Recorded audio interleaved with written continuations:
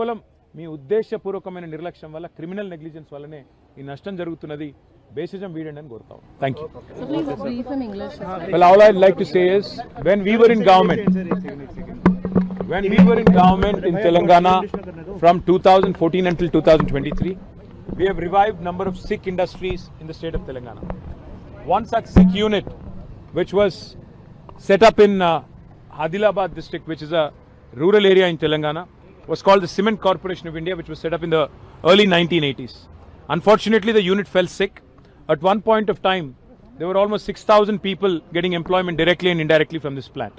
But it's truly unfortunate that despite the best efforts of our government in the past, despite giving a very generous offer to revive this industry, the NDA government did not respond back then. But today, after meeting Sri H.D. Kumaraswamy, our hopes have revived.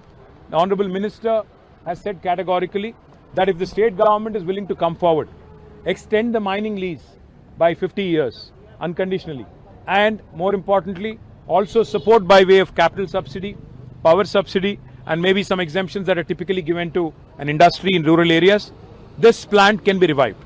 Our hopes have been revived. We are hopeful that with state government stepping forward, coming forward, this plant can be revived in the hinterland of Telangana in Adilabad, and we are certainly hopeful that our fight along with the CCI Joint Action Committee here, which has been fighting for the last 4 years, their efforts will yield fruit, and hopefully the plant will be opened soon. If that does not happen, we'll continue to exert pressure on the state government. We'll continue to mount pressure through people's agitations and democratic protests, and make sure that the plant is opened ASAP. Thank you. Agency separate बैठ कर लेते idea आ जाएगी metro పైన కేంద్రం రాష్ట్రం దోబుచ్చులాట జరుగుతుంది ఏమనిపిస్తుంది? రాష్ట్ర ప్రభుత్వం యొక్క బుద్ధి లేనితనం వల్ల ఒక మెట్రో లాంటి బంగారు ప్రాజెక్ట్, అంటే ఎయిర్పోర్ట్ మెట్రో ఆనాడు మా గవర్నమెంట్లో 2023లో శంకుస్థాపన చేసి టెండర్ చేసి మొత్తం 33 కిలోమీటర్లు రాయదుర్గం నుంచి ఎయిర్పోర్ట్ దాకా 24 నెలల్లో పూర్తి చేయాలని 2023లో ఆనాడు మేము శంకుస్థాపన కూడా చేశారు కేసీఆర్ గారు. రాష్ట్ర ప్రభుత్వం యొక్క బుద్ధి లేనితనం వల్ల, రేవంత్ రెడ్డి యొక్క మరి తలాతోకా లేని ఆలోచనల వల్ల ఈ పాటికి పూర్తయ్యేది ఆ మెట్రో నిజానికైతే. కానీ దాన్ని రద్దు చేశారు. రద్దు చేయడమే కాకుండా మరి వాళ్ళ కొత్తగా మెట్రో అంటూ కుని రాగాలు కూస్తూ ఉన్నారు. వాస్తవం ఏంటంటే దొందే కాంగ్రెస్ బీజేపీ. ఆ రోజు లగడికాపుల నుంచి BHEL వరకు మెట్రోకు అనుమతి ఇవ్వండి అని మేము కోరితే బీజేపీ వాళ్ళు దీనికి ప్యాసింజర్ లోడ్ లేదు, ట్రాఫిక్ లేదు, ఇక్కడ జనాలు ఎక్కరు అని వాళ్ళు అనుమతులు ఇవ్వలేదు. ఎయిర్పోర్ట్ మెట్రో మేము ప్లాన్ చేసి కేంద్ర ప్రభుత్వంతో సంబంధం లేకుండా టెండర్ చేసి ముందుకు పోతుంటే రేవంత్ రెడ్డి గారు వచ్చి దాన్ని రద్దు చేశారు. సో హైదరాబాద్లో 70 కిలోమీటర్ల మెట్రో పూర్తి చేసింది బీఆర్ఎస్ అయితే, గత 2.5 సంవత్సరాలుగా ఏమీ చేయకుండా దున్నపోతు నిద్రపోతున్నది కాంగ్రెస్ ప్రభుత్వం. ఇవాళ హైదరాబాద్ కార్పొరేషన్ ఎన్నికలను దృష్టిలో పెట్టుకుని హడావుడిగా ఈయన ఇద్దరు కలిసి దోబుచులాడుతున్నారు తప్ప వాస్తవం ఏంటి అంటే అక్కెరలేని 14,000 కోట్ల ప్రైవేట్ రుణాన్ని, ఒక ప్రైవేట్ సంస్థ రుణాన్ని రాష్ట్ర ప్రజల మీద, L&T రుణాన్ని రాష్ట్ర ప్రజల మీద బలవంతంగా రుద్దిండు రేవంత్ రెడ్డి.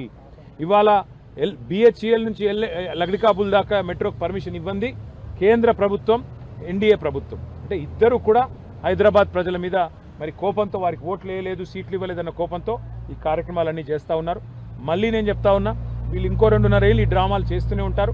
తిరిగి మళ్ళీ బీఆర్ఎస్ అధికారంలోకి వస్తేనే హైదరాబాద్లో మెట్రో పరుగులు పెడుతుంది. తప్పకుండా భవిష్యత్తులో 400 కిలోమీటర్లకు మెట్రోని పొడిగించే బాధ్యత మేము తీసుకుంటామని చెప్పి హైదరాబాద్ ప్రజలకు నేను మాటిస్తాను.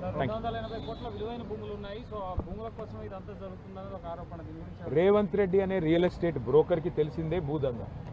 280 ఎకరాల విలువైన నగర భూముల మీద కన్నేసి ఆయన అన్నదమ్ములకి, ఆయన అస్మదీయులకు కట్టబెట్టడానికే ఇవాళ రాష్ట్ర ప్రజల నెత్తి మీద 14,000 కోట్ల రుణాన్ని బలవంతంగా, L&T రుణాన్ని రాష్ట్ర ప్రజల నెత్తి మీద రుద్ది, L&T దగ్గర ఉన్న లీజ్ ల్యాండ్స్, అవేమి గవర్నమెంట్ దారాదత్తం చేసిన ల్యాండ్ కాదు, మరి పరిమిత కాలానికి వారికి లీజుకి ఇచ్చిన ల్యాండ్ని వెనక్కి తీసుకుని వాటిని ఆక్షన్ పెట్టి, ఆక్షన్లో తన అన్నదమ్ములకు కట్టబెట్టాలి లేదా బినామీలకు కట్టబెట్టాలని రేవంత్ రెడ్డి గారు చూస్తున్నారు.